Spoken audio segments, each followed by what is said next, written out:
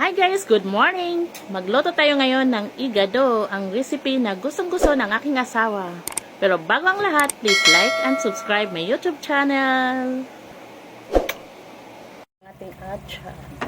Atchal sa Bisaya, bell pepper. This video, magluto tayo ng igado. Lagyan muna natin ng kalamansi, marinate natin.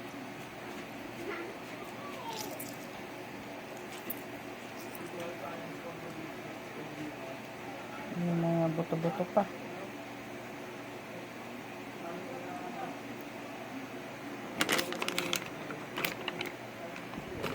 Guys, for today's video, luto muna tayo ng igado. Yan, lasang kamay yan. Malinis naman na yung kamay ko. Tapos, lagyan ng kalamansi, pigaan. At actually, 3 kalamansi na nilagay ko. Tapos ito naman yung baboy. Mamalinit din natin siya.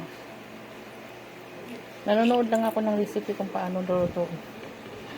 Ayan. Lagyan natin ng kalamansi para iwas langsa daw, langsa. Malangsa daw kasi pag walang kalamansi, diba? Para iwas na din maaswang tayo. Yan, lasang kamay. Malinis naman yung kamay ko. Yan, subukan natin magluto ng igado. First time kong magluto ng igado. Talagang kinakopya ko lang sa mga recipe, na mga tutorial. Ito na ang ating kompleto ricado. Ayan, laman ng baboy, atay, tapos yung ano niya, bell pepper, sibuyas, at bawang. Tapos carrots. Ayan. Patsyam lang to nga luto, pero I try my best na masarap. Saka ito yung ano niya. Iba pang panghalo. Isa na natin pagluto ang bawang.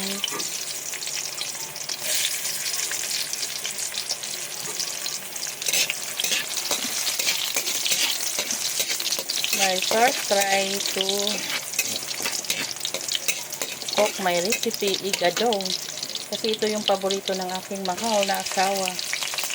Igado. Pag tuwing bumibili kami sa sa kantin. O yung mga nagbibinta dyan. Igado talaga yung hinahanap niya. Kaya I try my best. Pagkatapos, ilagay muna natin yung atay. Lutuin muna natin siya. Atay. Sana masarap tong luto ko. Hindi ko alam kung masarap ba. Pero I try my best talaga na masarap to. Yes. Yummy, yummy, yarn.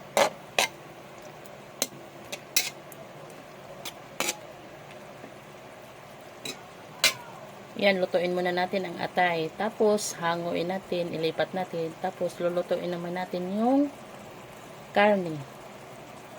Yan, kumukulo na siya. Hanguin muna natin. Pagkatapos, ilagay na natin ang ating carrots. Yan.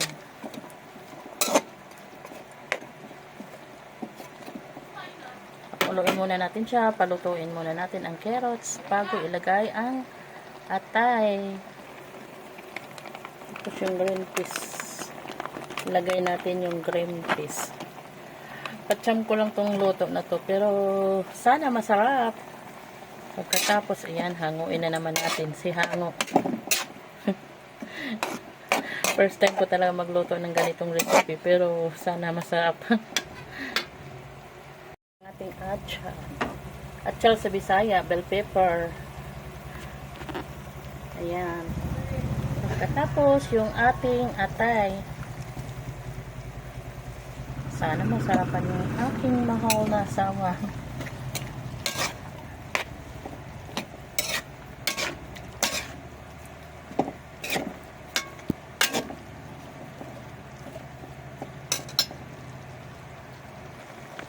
Lagyan natin ng konting patis para malasa. Tapos, magic. Para maging magic. Ang sarap.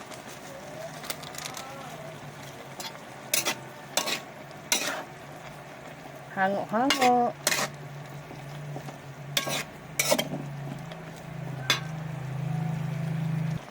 Pagkatapos ang ating oyster sauce.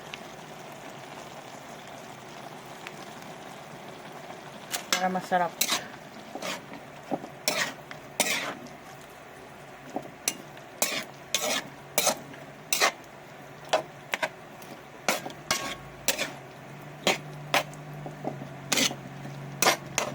Tikman na.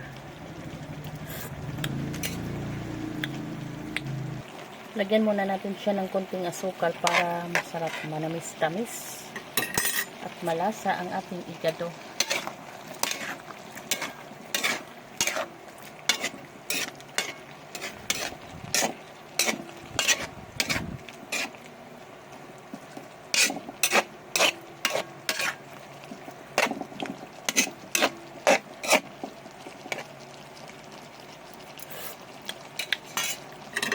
It's yummy.